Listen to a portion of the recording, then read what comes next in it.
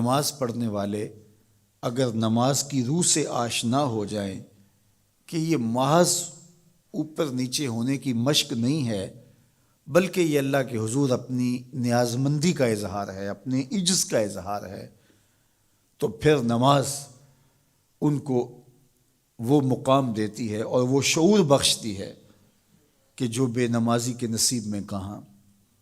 انسان کے اشرف اعضاء اس کے سر میں ہیں، بولنے کی قوت زبان سر میں، دیکھنے کی قوت آنکھیں سر میں، سننے کی قوت کان سر میں، سوچنے کی قوت دماغ سر میں، سونگھنے کی قوت ناک سر میں، اور یہ سر مالک کے در پہ ہے۔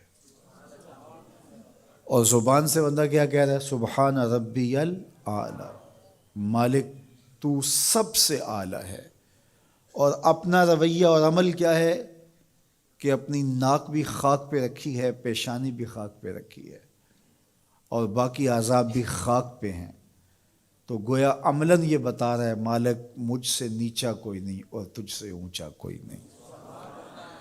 اور اگر وہ نماز کی روح سے آشنا ہو جائے تو سجدے سے سر اٹھانے سے قبل اللہ سارے اس کے بوجھ اتار دے، اس کے من میں روشنیاں کر دے۔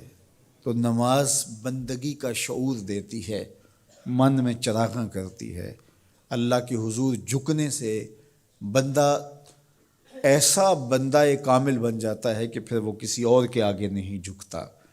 تو اپنی اولاد کو نماز کی محبت دو، نماز کی ترغیب دو، نماز کی عادت دو اور نماز کا حکم دو، اور ان کی عادت راسخ ہو جائے، طبیعت میں پختگی کے ساتھ نماز کو اختیار کرنا ان کی طبع میں جم جائے۔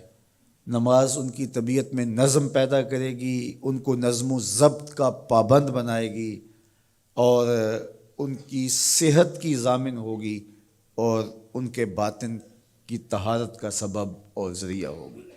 اس لیے کہا کہ اللہ کے حضور جھکنا نہ بھولنا اور نماز قائم کرنا۔ نماز کا تعلق اپنے آپ سے ہے کہ وہ اپنے آپ کو سنوارتا ہے، تقرب اللہ کے لیے اس کی اپنی عملی کوشش ہے۔ بندے اور خدا کا ایک ربط ہے نماز۔ اسی طرح یہ خیال کہ میرا مالک مجھے دیکھ رہا ہے، اس سے بھی تہذیب نفس ہوتی ہے، باطن کی تربیت ہوتی ہے۔ انسان ایک حصار میں آ جاتا ہے، ایک پہرے میں آ جاتا ہے کہ میرا اللہ مجھے دیکھ رہا ہے، اور پھر وہ قدم پھونک پھونک کے رکھتا ہے۔ وہ اچانک لوگ بیٹھے ہوئے ہونا، تو آج کل یہ سوشل میڈیا کا زمانہ ہے، تو کوئی کیمرہ سیدھا کر لے تو ایک دم مرتب ہو جاتے ہیں، اس لیے کہ اب ہماری تصویر آنے والی ہے۔ یا کوئی کسی کو کہے کہ جناب آپ لائیو جا رہے ہیں، تو وہ بالکل اپنی حرکات سکنات منظم کر لیتے ہیں، کپڑے سیدھے کرنے لگ جاتے ہیں، اس لیے کہ ہم لائیو جا رہے ہیں۔ وہ لائیو چاہے 5 آدمی دیکھ رہے ہوں، چاہے 10 آدمی دیکھ رہے ہوں، لیکن پھر بھی چونکہ ہم لائیو جا رہے ہیں تو اپنی حرکات سکنات مرتب کر لیں گے، منظم ہو جائیں گے۔ اور جب یہ یقین ہو کہ میرا اللہ مجھے دیکھ رہا ہے، یہ ساری حرکتیں وہاں لائیو جا رہی ہیں، تو پھر دل میں برا خیال بھی آنے لگے گا تو اس کو روکیں گے کہ میرا اللہ تو دیکھ رہا ہے۔